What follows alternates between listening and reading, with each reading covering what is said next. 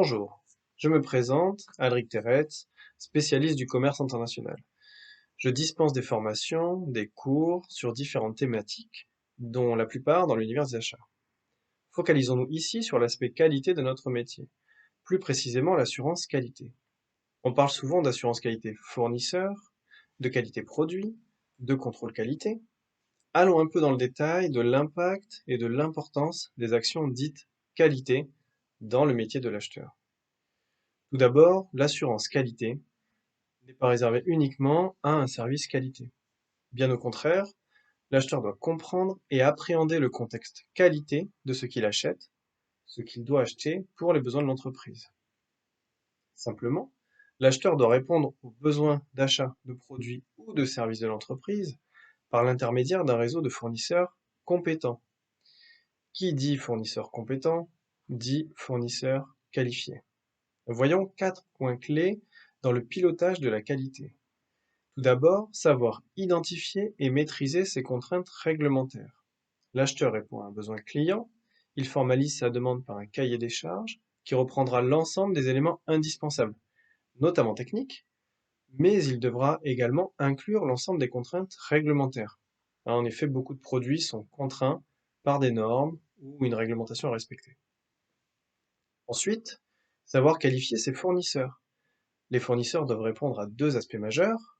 Tout d'abord, satisfaire aux exigences du cahier des charges, puis être déterminé comme fournisseur compétent.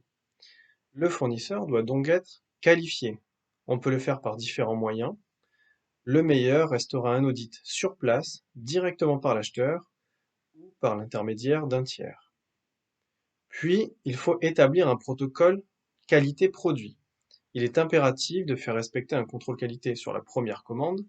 Il faut donc établir un protocole de contrôle qualité, à faire réaliser soit par le fournisseur, par l'acheteur ou par un tiers. Une fréquence des contrôles doit être également mise en place. Ce contrôle amont à la livraison doit être validé par l'acheteur. Si tout est OK, la livraison peut se faire.